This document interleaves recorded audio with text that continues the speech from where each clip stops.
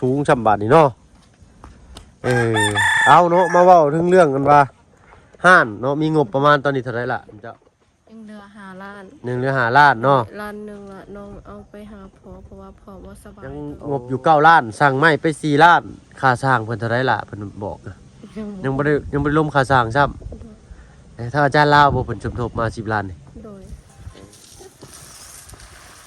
ก็ทุกพี่น้อยเนาะบ่ได้มาอัปเดตบ้านช่องเฮือนซ่านของน้องพัวเนาะตั้งลายฟ้าลามือเลยได้เนาะเขียวสะอุ่มงามอีหลีนี่เนาะพักก็งามคนก็งามพี่น้อยเนาะ สบายดีทางน้องหัวโอ้ยน้ำแห้งคักอีหลีนี่เนาะฮดแน่หมากละมุดนี่ฮดแน่นี่เอาเนาะปลามันชุกพอได้บิดกินน้ำ ได้ล่ะเก็บเลยบ่นี่หมักแตงได้กินเลยบ่ตัวนี้ยังเนาะแต่ตัวนั้นได้กินเลยเนาะเอาเปียกเสือไปแล้ว เนาะเอาพี่หน่อยเนาะก็เดินเข้ามา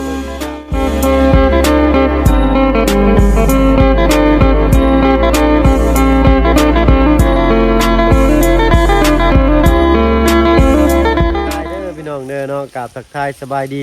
ผู้ใหญ่ใจดีและก็ FC เบิร์ดทุกท่านที่เขามาหับมาชมช่อง YouTube บ่เพิ่งเคยหลายคือเก่าเนาะว่าฝั่งไทยฝั่งลาวและก็ทั้งฝั่งต่างประเทศก็ยินดีต้อนรับเข้าสู่ช่อง YouTube บ่เพิ่งเคยหลายเช่นเคยพี่หน่อยเนาะเปิดคลิปเปิดภาพมามื้อนี้กับพี่แหละอยู่บ้านแก่งทองเด้อพี่น้องเมืองเซโปนแขวงสวรรณเขตเนาะอยู่บ้าน2เฮือนซานของน้องหัวเนาะทางน้องสาวจันเพิ่นก็บ่อยู่แล้วเนาะไปเฮ็ดเวียกอยู่เวียงจันทน์ว่าซั่นซะเนาะแบ่งพังแบ่งฝ่ายกันไปหาเงินหาคำเนาะเพื่อมาจุนเจือครอบครัวว่าซั่นซะเนาะมาเลี้ยงผู้เป็นแม่ต้นขี้เล็กยังบ่ตายบ่ล่ะว่าดังอยู่เด้อโทรศัพท์มาบ่ค่อยได้ยินปานใดหูโทรศัพท์มาบ่ค่อยดีปานใดหน่อย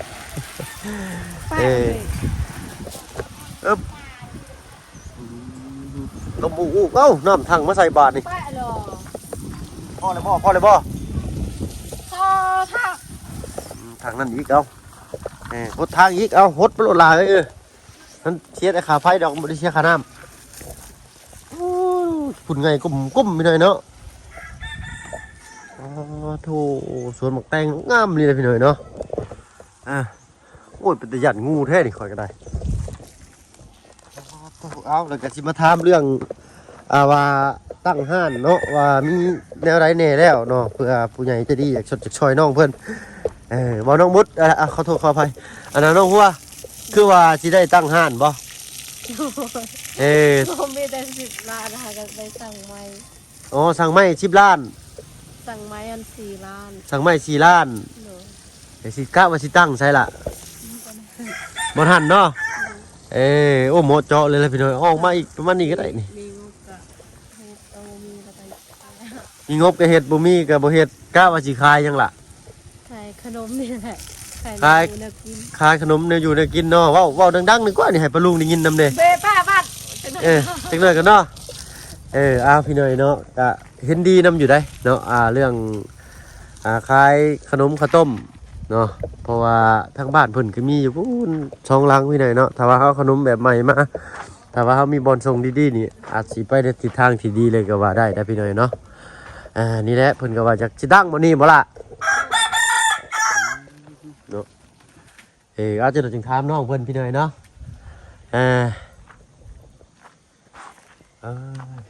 ลมวอยพี่น้อยเนาะมาฮอดเซโปนก็ลมหนาวเข้ามามื้อนี้ก็ได้เนาะโอ้เสือข่อยก็เปื้อนซับสูงช่ำบาทนี่เนาะเอาเนาะมาเว้าถึงเรื่องกันว่าห้านเนาะมีงบประมาณตอนนี้เท่าไหร่ล่ะเจ้าสั่งไม้ก็4 ล้านยังเหลือ5 ล้านเหลือ5 ล้านเนาะล้านหนึ่งละน้องเอาไปหาพ่อเพราะว่าพ่อบ่สบายตอนโอ้โดยเนาะรอบน้องเพิ่นไปรอบนั้นพี่น้อยเนาะที่ก่อนทางสิกลับบ้านนั้นยังงบอยู่9 ล้านสั่งไม้ไป4 ล้านค่าสร้างเพิ่นเท่าไหร่ล่ะเพิ่นบอกยังบ่ได้รวมค่าสร้างซ้ำถ้าอาจารย์ลาวบ่เพิ่นสมทบมา10 ล้านนี่โดยเนาะก็เป็นเงินมอบให้ทางน้องเพิ่นน้องเพิ่นจะเฮ็ดห้านก็ให้เก็บออมเอาคันว่าน้องอยากมีธุระอย่างอื่นก็ให้ไปเฮ็ดอย่างอื่นก่อนนะ เนาะอันนี้เฮาก็บ่ได้จำกัดว่าเจ้าต้องใช้จังซี่พี่น้อยเนาะก็เพราะว่าทางผู้ใหญ่เพิ่นได้มอบหมายให้ทางน้องเพิ่นแล้วก็สุดแล้วแต่น้องเพิ่นแต่น้องเพิ่นว่าอยากได้ห้านเนาะมีงบอยู่9 ล้านสั่งไม้ไป4 ล้านยังเหลืออยู่5 ล้านค่าสร้างนี่สิประมาณ4หรือ5หรือ6ผมจักเนาะค่าสร้างนี่ไม่4 ล้านนี่กะว่าพอบ่4 ล้านนี่สังกะสอสียังบ่มีอีก ยังบ่มี เอาเนาะ มีแต่ไม้ซื่อๆอันเสาอันยังบ่มี มีแต่ไม่เส้นซื่อๆไม่เสาก็ยังบ่ทันมีซ้ำ โดย เสานี่ต้องเป็นเสาปูนหลายๆเนาะจะ3 เมตร4 เมตรพุ่นแหละเนาะเสา4 เมตรนี่ก็โอ้แพงนะ4 เมตรสูงวิดหัวขึ้นมาก็พังลงอีกก็50เฮ็ด4 เสานะพี่น้อยเนาะเฮ็ดเป็นกระเทิบมาเงนลงไปสิเลยเนาะทั้งข้างก็รุ่นเบิ่งกันตื่มอีกเนาะว่าสิเป็นฟ้ากระจาดบ่ฟ้ากระจาดนี่โอ้บ่ได้เลยเนาะยันเด็กน้อยขี้ดื้อแน่มางัดมาแงะเนาะ เอาแอนมาสลาแบบนี้ โอ้แตกแหละ แต่ แม่นต้องพอมันต่ำเด้ยันหมูยันยังมาดุดมาง่ายงัวมอมาดุดมาชนมันหักใดเอาเป็นบล็อกก่อขึ้นจักเพียงนี่เจ้าก่อขึ้นจัก1 เมตรเนาะหรือว่า1.50 เมตรหมู่1.50 มันสูงเลยได้ก่อขึ้นจัก1 เมตรก็ได้ประมาณซำนี่ซำเพียงจมูกเจ้านี่เพียงหูเจ้านี่เนาะแล้วก็ขึ้นไปอีกเป็นไม้ชลาจังซั่นก็สิงามเนาะขี้ฝุ่นก็บ่เข้าอีกจังซั่นพี่น้อยเนาะเอาเป็นคันว่าทางที่ดีมีเงินก็ใส่ประตูม้วนเนาะมันสิเปิดง่ายเนาะแต่ก็รุ่นเบิ่งนำกันอีกพี่น้อยเนาะคิดว่าสิขายจังได๋ล่ะ ขายอันปิ้งกอกปิ้งไก่ ขายปิ้งไก่ โดย ปิ้งไก่ขนมเลยเนาะ โดย เอาดีๆพี่น้อยเนาะถ้าว่าแนวใดที่ว่าเฮามีเงินแล้วเฮาสามารถต่อทุนไปต่อหน้าได้อย่างดีเนาะทางเฮาเองดีใจนำปาลุง FC ที่เพิ่นเบิ่งที่เพิ่นให้กำลังใจที่เพิ่นเอาเงินให้เห็นเจ้าเอามาต่อยอดสิเพิ่นเฮงดีใจเนาะ โดย เอารุ่นเบิ่งพี่น้อยเนาะว่าสิแนวใดเอามื้อนี้ฮะก็มาฮอดเป็นใดมีผู้ใดเข้ามาหาในล่ะมื้อนี้ ลุงเฮิมกับเบาบุญ ลุงเฮิมก็บ่าวบุญบ้านป่าเนาะ โดย โอ้เอาเพิ่นไปใส่เด้ลุงเฮิมนี่ไปเฮือนน้องบุตรบ่ บ่เราออกไปแล้วไปบรรณาดอน บ้านอดอน โดย บ้านน้องดาราพี่น้อยเนาะโดยลงมาแล้วและสิได้ตามหลังทางเพิ่นขึ้นไปอีกมื้อนี้มากับลุงจันทร์กับทางอาจารย์ลาวเนาะ3 คนทางบ่าวบุญยังบ่ทันขึ้นเพิ่นเนาะเพิ่นยังอยู่บ้านว่าซั่นซายังถ่าเครื่องถ่าของเนาะเอาทางตู้แม่เพิ่นเฮ็ดหยังกันน่ะฮะ พิงปลา ปิ้งปลาบ่ โดย โอ้ยใส่ปลาพายขึ้นไปเบิ่งเนี่ยเนาะพักสวนน่ะฮดเลยบ่ฮะสิหมดแล้วเอ้าเนาะเบิ่งมาถามทางตู้แม่นำแน่เนาะเพิ่นคิดเห็นแนวใดว่าอันทางลูกสาวอยากขายปิ้งกอกปิ้งไก่เนาะสบายดีนะแม่เด้อเด้อสบายดีโอ้ยเนาะนั่งตะหมอบตบเข้าลูกคั่วอยู่ห้องครัวเนาะโอ้อุ่นเด้อเข้ามานี่เนาะอุ่นพี่เนยเนาะลมบ่พัดเลยเป็นได้แม่ทางน้องหัวเพิ่นว่าอยากขายอันอยากได้ห้านขายจำพวกปิ้งกอกปิ้งไก่แม่ว่าแนวใดแม่คิดเห็นว่าแนวใดคืออยู่บ่ คือนั่น คืออยู่เนาะ โดย เนาะเอาดีใจนำเป็นได้เพิ่นต่อใครล่ะบ่แม่ราคา งาม มันบ่ได้ดังบ่บัดนี้ โดยมันหมัดแน่ อ๋อเพิ่นมัดให้เรียบร้อยเนาะ โดยลูกมันน่ะมัด โธ่ปิ้งปลาพี่ชังอันนั้นเล็กปิ้งก็บ่มีใช้ตะแกรงพัดลมเมาเนาะ โดย เอาเผาให้ย่างมันใหม่เบิดก่อนก็บ่เป็นหยังพี่น้อยเนาะเด้อปวดหัวลงมาแต่รถก็ได้ป่าที่ตายครับเฮิงๆขี่รถใหญ่แต่หนึงนี่ก็เมาคือกันได้บ่เพิ่งก็ได้พี่น้อยเนาะ เอาเนาะจังได๋ก็รุ่นเบิ่งกันตื่มอีกเนาะแม่เนาะ โดย ได้สำใดก็เอาสำนั้นเนาะ โดย ทางผู้ใหญ่เพิ่นชดช่วยมา10 ล้านพี่น้อยเนาะงบ โดย ทางน้องหัวเพิ่นเอาไปเยี่ยมพ่อเพิ่นบ่สบายเนาะก็1 ล้านในใช้ในการเดินทางไปมาเนาะเพื่อค่ากินค่าอยู่ก็เหลืออยู่9 ล้านไผล่ะสั่งไม้ให้ น้องสั่งเองสั่งคนในบ้านนี่สั่งสาวนะคะให้ เขาไปตัดให้ โอ้แปลว่าไปตัดเป็นต้นเลยเนาะ โดย เอาเนาะ4 ล้าน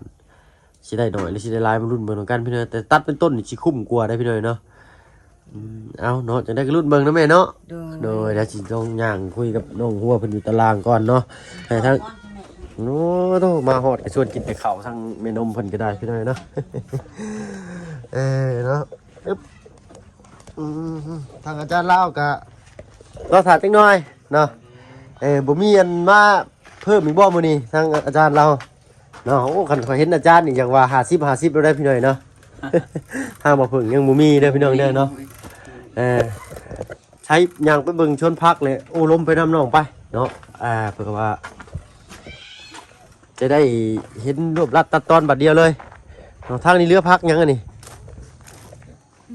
พวกนี้อย่าง โธ่เห่งเก่งเด้งเลยเนาะเมื่อวานนี่คือว่าเห็นทั้งลุงเพิ่มเพิ่นมาพากันเห็นอย่างนี้นี่เนาะ อันแกะกองอันแม่อยู่ข้างขายคนพักเครื่องมาให้แล้วก็อันเราต้มข้าวเปียก พากันต้มข้าวเปียกอยู่นี่เลยใครเป็นคนโชว์ฝีมือ แล้วเรา ไม่ได้แซ่บบ่ลุงเพิ่มไปกิน บ่ได้กิน เอ้าไม่ใช่ว่าบ่ได้กินจ้อย อันอิ่มแล้วอันไปอนามัย ไปหาหน่อไม้เลยอิ่มจ้ำใช้รถใหม่เจ้าล่างแล้วบ่มื้อนี้เนาะมันเป็นขี้ฝุ่นพี่เลยเนาะล่างมาจอดไว้สิกับโอบหมอกคือเก่าเป็นได้น้ำในฟืนไฟใช้ได้ปกติดีน้องล่ะ โดยใส่ปกติ เนาะเนาะก็มีแต่รุ่นเบิ่งตื่มอีกพี่น้อยเนาะเรื่องเงินหันค่าน้องเพิ่นก็ได้จะไปเบิ่งแล้วบ่อันในบ้านที่สองมันขาดหยังเจ้าสิเอามาขายเฮ็ดแบบว่าเฮ็ดพวกอาหารปิ้งย่างสิมันสิพอได้บ่ญาติว่าชาวบ้านเพิ่นไปหาอยู่หากินตามธรรมชาติ บ่ได้อยู่อันเพราะว่าอันคนในบ้านนี้เขาขายดีเขามีแต่อาหารเรา เพิ่น ขายจำออกจำเอง ขายจะบ่จำเป็นเนาะเห็นบ่คลิปมันทางคลิปอ้ายคิดทางเมนอินเตอร์เพิ่นก็ขายคือกันได้อยู่บ้านขายน้ำปั่นขายจำเอ็นเนาะ